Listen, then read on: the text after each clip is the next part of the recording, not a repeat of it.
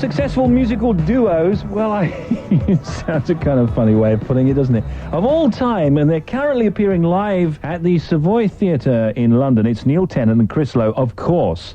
Our old friends, the Pet Shop Boys, are here now. Good morning, guys. Good morning. Morning. He doesn't say very much, Chris, there, does he? Really? He might say more than you think. Do you think so? Yeah, if you can get it out of him. Goad him a bit, maybe. Say something. Ask him all the questions. You're going about it the wrong way. Say good morning. Good morning. Good morning. Nice to meet you. Now, you've done a week already at the Savoy, and you've got one more to go. How's it been going? It's good. It's the first time we've ever done it like this, where you turn up at the same time every day. I was a bit worried that my voice wouldn't hold up, because you're singing for 1.5 hours, 6 nights a week. There wasn't much to hold up. Well, there you go. Anyway, what there is has actually held up quite well. Oh, missus. Yes. Now, this just isn't a series of gigs, it's more of a show, isn't it, really? It's actually a collaboration with an artist called Sam Taylor-Wood, who works in video and photography.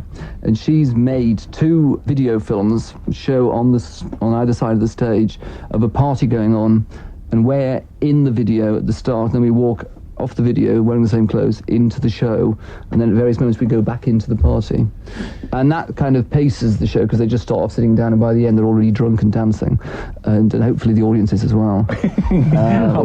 Dancing anyway. When you invented the Pet Shop Boys, when the Pet Shop Boys first came onto the scene, which I'm guessing would be what, 80s, 84, 85? 85, yeah. Yeah. Was it a deliberate ploy to be these 2 ironic characters that you seem to have become? We have done some songs which are ironic, like we had that one in the 80s, Let's Make Lots of Money, which is obviously kind of funny, ironic kind of thing. But I mean, I think we've done tons of songs which are, I mean, West End Girls isn't ironic, for instance, or Being Boring isn't particularly ironic. I just think that the way we've presented ourselves, which is very straight-faced, because really we weren't natural performers. And so we came over in such a way that people thought, well, they must be being ironic because they couldn't be like that naturally. In fact, it was just the way we naturally are. Really? So you didn't work up like, he's the flamboyant one and this one won't say very much? I was never going to be the singer. I didn't know you were flamboyant, Neil. But I don't think I'm flamboyant. But I don't know what that means. Yes. Now, since you started, as you say, like in 1985, you've really become global stars. When you first went into it, did you realize it would be on this kind of scale? Chris. Chris gets a question. I can't answer that. I've got no idea. No. Didn't expect anything. Well, I'm glad we could have this talk. Anything. So, when you went into it, what did you imagine it to be like then? I mean, what were your goals when you first started the Pet Shop Boys? All we wanted to do was have a disco record out on a New York indie label sort of thing. Yeah. And we achieved that. That was it for me, really. That was all I wanted. And look what happened. And look what's happened. Yeah. Look what I've got you into. Have you got more money than you could possibly count? No, I haven't got enough. Sorry everyone, I don't really mean that. I mean, I haven't got as much as you'd think. Yeah. That's different. And do you both lead pop star lives, would you say? Neil is the number 3 ligger in London. I am. So Neil very much lives a pop star life. Yeah, who's number 1? I saw that the other day. Number 1 is now... Mark Lamar. Oh, Mark Lamar, yeah. Anyway, I'm the number 3 ligger for attending 3 parties. One of which was Anton Deck. I didn't get a drink. The whole point is how many free drinks you get. The other one is the Labour Party we had to buy the drinks. And the third one is a party where the drinks were free because I was paying for them all. It was a friend's birthday party.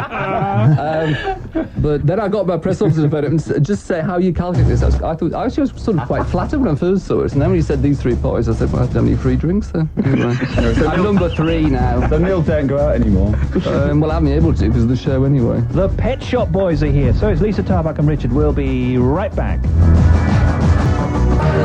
We're back here with the Pet Shop Boys. Oh, that was quick, wasn't it? All those lovely hits. And Lisa Tarbuck is here. Let's have a question from Lisa. Why have you picked the Savoy to entertain us in this time? Harvey Goldsmith, who's the promoter, suggested doing a theatre, because we actually wanted to do a one-off gig and it wasn't possible. And he said, you've always wanted to appear in the West End, why don't we see if we can get a theatre? And the Savoy Theatre, quite simply, was empty. Oh, really? Would you, both of you, ever consider giving up the work and writing and producing for other artists as you've done before? Yeah, probably at some point. Yeah, probably. Wouldn't mind doing that, actually.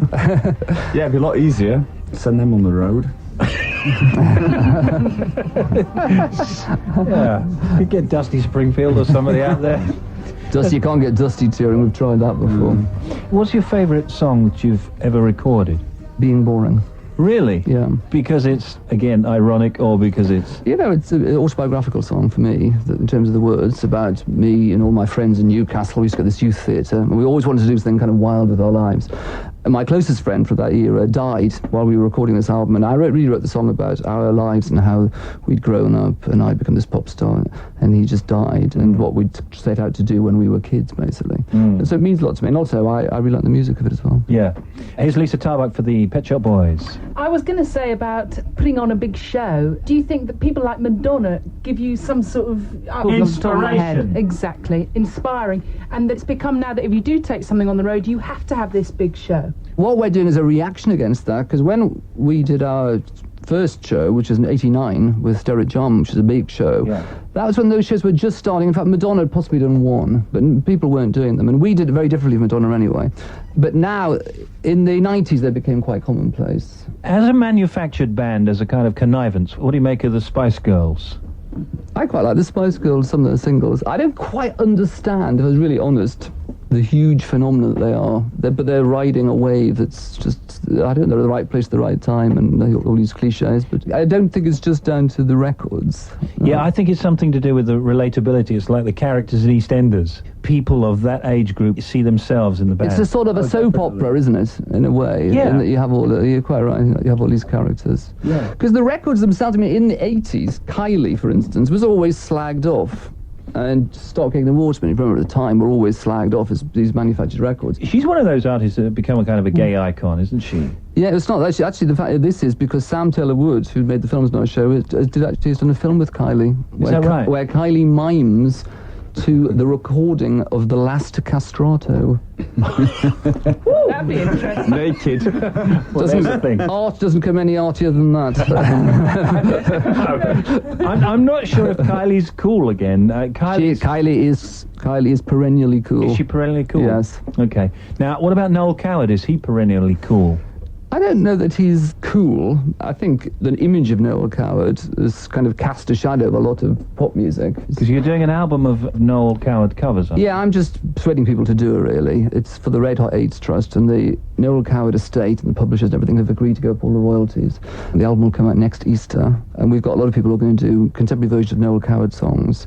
Actually, I thought people wouldn't know these songs, but in fact, it's amazing how many people. Brian Ferry said, the song he wanted to do, and half of Blur are going to do it, and they wanted to do Don't Let's Be Beastly to the Germans. And I didn't think they'd have heard of these songs. It's quite interesting that people, or like myself, obviously, still hear these songs from their parents or grandparents. Yeah. And Noel Coward, was the first British songwriter to be a global superstar. He was huge in America. He was huge in the Far East.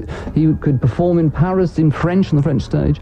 Before the Beatles, really, there was only Noel Coward. Who else would you like to work with that you haven't worked with already? We've always said we'd like to work with Nina Simone, because I think she's a wonderful singer. We both like her music a lot. Yeah. Listen, thank you very much. Let me just say that the Pet Shop Boys are appearing currently at the Savoy Theatre in London until Saturday, 21st of June. Their new single, Somewhere, is released on June 23rd. Can we play that right away? Can we play that now? We're going to play that right now. Thank you very much, guys. Thanks a lot. God bless you. Thank you. Bye-bye. Bye.